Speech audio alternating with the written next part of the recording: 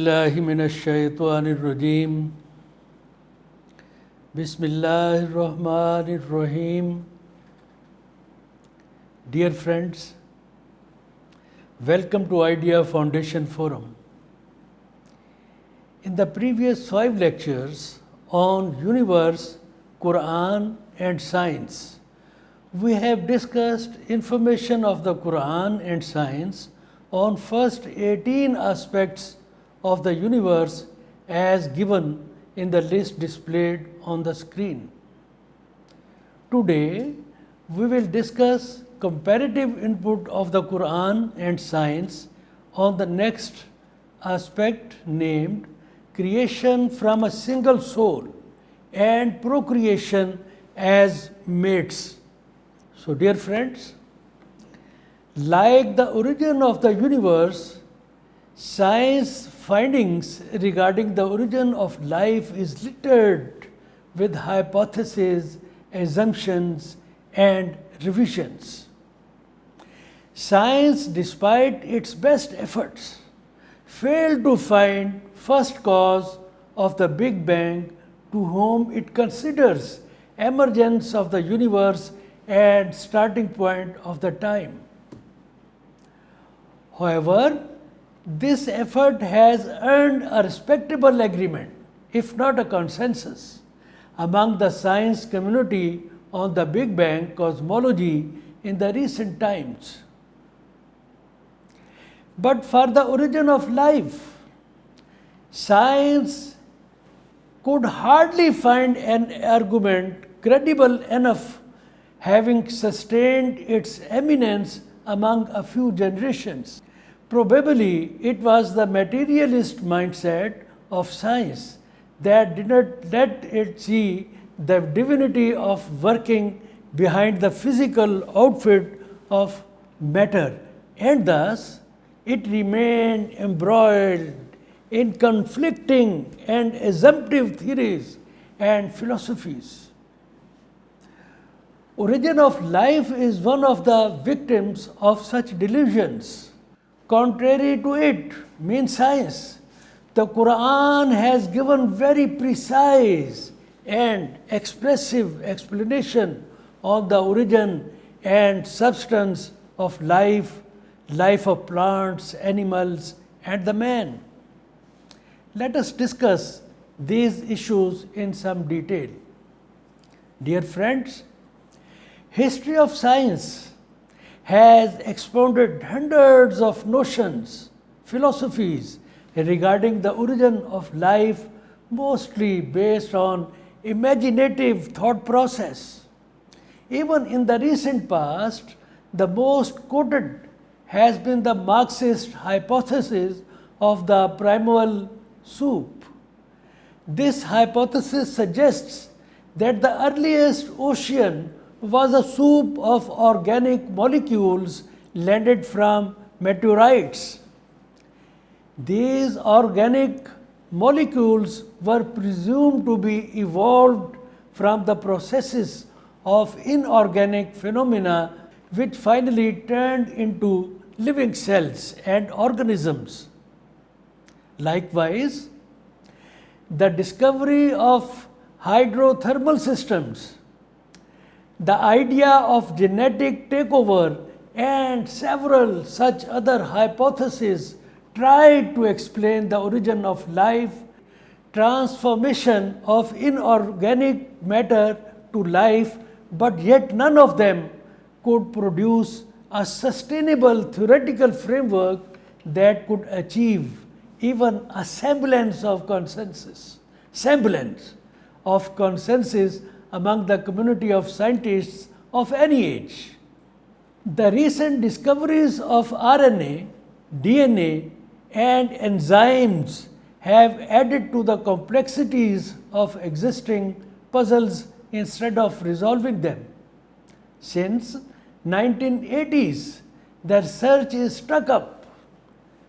held up with the essential problems like the one that in modern living systems, chemical reactions in cells are mediated by protein catalysts called enzymes. The information encoded in the nucleic acid, DNA, and RNA is required to make the proteins, yet the proteins are required to make the nucleic acids. Furthermore, both proteins and nucleic acids are large molecules consisting of strings of small component molecules whose synthesis is supervised by proteins and nucleic acids. Now, setting them in right sequencing is yet not clear.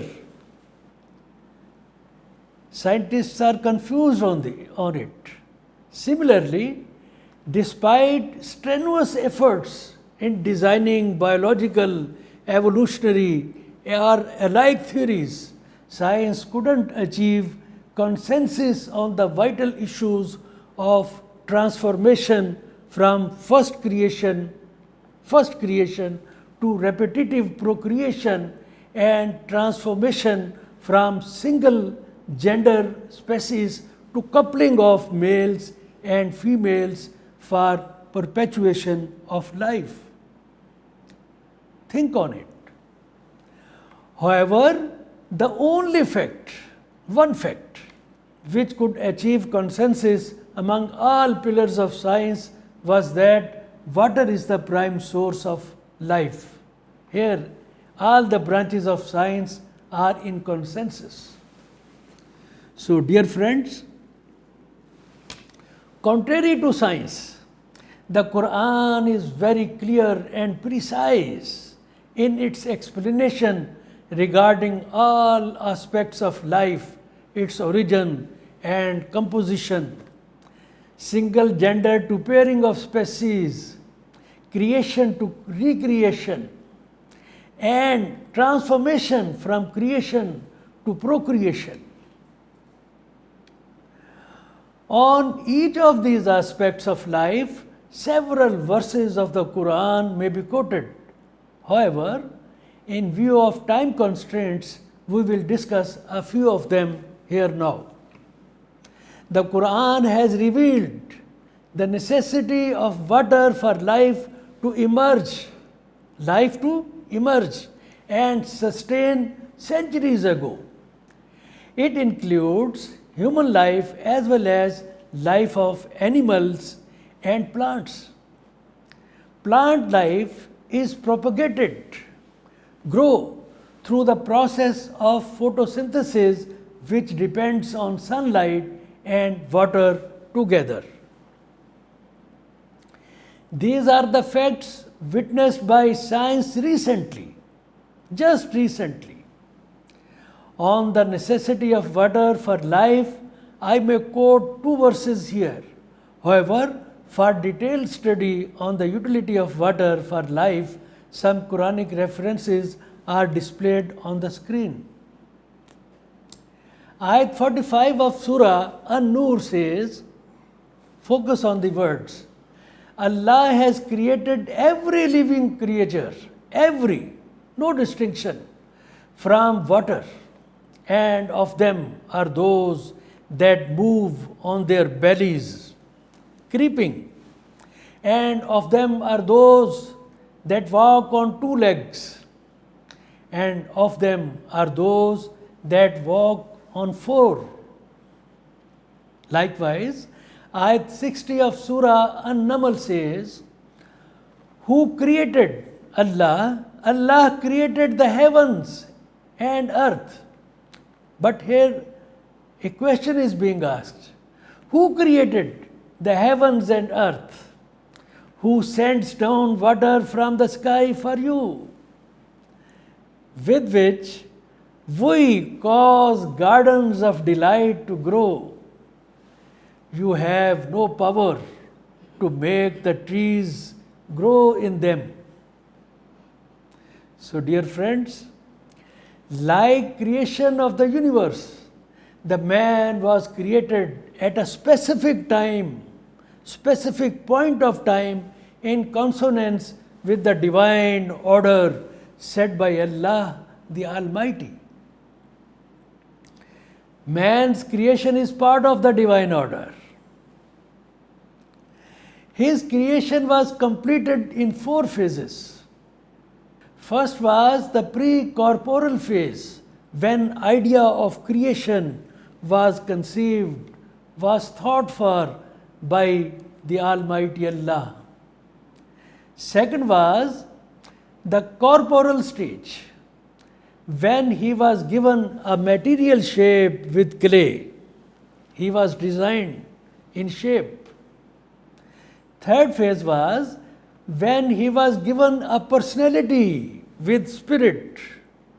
And finally, the fourth phase was when this process of creation of future generations of humanity was assigned to the man, which is called procreation. Creation and procreation. Creation was done by the Almighty Allah directly. Procreation was carried out, was handed over to the humanity. The Qur'an describes the man's grand journey from creation to procreation and extraordinary faculties of senses, 5 senses, intellect, heart and spirit, accorded to him in ayat 7 to 9 of Surah As-Sajda. Let me share translation of these ayat. And began the creation of man from clay, mud. Then he made his posterity out of the extract of a liquid disdain. This is procreation. Then he fashioned him in due proportion, when the male or female is within the belly of his or her mother. Then he fashioned, Allah fashioned him in due proportion and breathed into him of his spirit, and he gave you hearing, sight and hearts. The ayat now focus on the message. The ayat refer to the creation of Hazrat Adam as a single self, from whom his female companion Eve was brought forth before their landing on the earth. Allah intended to populate, for the growth of population, to populate the earth through creative process. For that, the first couple was blessed with the procreative ability to multiply the reproduction of mankind by mixing, focus on the word, by mixing the sperm drop of man with the female egg. Very important. Both sexes, male and female, have their very, very critical and equal role. By this wonderful mechanism, Allah caused perpetuation of reproduction activity as a joint venture of the male and female that provided a strong basis of family institution as well. Now think on the facts. Now think if the concept of creationism, first creation, is not left to the traditional prejudices and stubbornness of science, and once it is accepted that the first entity came into being by an act of direct creation, like the creation of the universe as a Big Bang, it would ease to accept that the first member of all species of animal life was created by the Creator's own act of creation, and then from the single soul its posterity started. Its posterity started through different forms of procreation. Ayat 1 of Surah An-Nisa explains this fact as, listen. Ya ayyuhan nasu ttaqu rabbakumul lazi khalaqakum min nafsin wahidatin wa khalaqa minha zawjaha wa bassa minhuma rijalan kasiran wa nisaa. O mankind, fear your Lord, fear Allah, who created you from one soul. Created you from one soul and created from it its mate. From single soul of male created its mate means female, and dispersed from both of them, male and female, many men and women. Note the words وَخَلْقَ مِنْهَا زَوْجَهَا, which means and created from it its mates. It refers to creation of female partner from the male partner. Then وَبَثَّ مِنْهُمَا refers to procreation as a joint venture of the male and female. Ayat 36 of Surah Yasin further clarifies this divine practice, which is applicable to everything that is created. It may be humans, animals, or plants. First creation is direct act of Allah. Female was detached from male. Thus all humans, animals, and plants turned to be pairs. Then, as a joint act of male and female, the process of procreation started. Note the words of the ayat 36 of Surah Yasin. Subhanallazi khalaqal azwaja kullaha mimma tunbitul arzu wa min anfusihim wa mimma la ya'lamun. Exalted is He who created all pairs from what the earth grows, means plants, and from themselves, from human beings, and from that which they don't know. There are many things which are beyond our knowledge, as the recent recovery of electrons and protons is a recent example. Now, meanings of Ayat 1 of Surah An-Nisa and Ayat 36 of Surah Yasin need to be focused together. They refer to three great revelations of the Qur'an about the life and its perpetuity. First is that female of all the creatures were created from their respective male partners. One. Second is that procreation of each of them was perpetuated as pairs, as partners. Third is that procreation is a joint venture of the male and female as indicated in Surah An-Nisa and also in Ayat 2 of Surah Al-Insan that we will discuss soon. Please listen, Ayat 36 of Surah Yasin again. Allah created everything in pairs. From what the earth grows, from human beings, and from that which we do not know. These Quranic revelations were made about 1500 years ago. While science could discover these facts just in recent times, it was the British physicist Paul Dirac who discovered that matter was created in pairs that earned for him the Nobel Prize when, in 1933. Just imagine, a matter of less than 100 years. He found that antimatter bears the opposite characteristics to matter. For instance, contrary to matter, antimatter's electrons are positive and protons negative. Likewise, botanists discovered that there is a gender distinction in plants only about 100 years ago.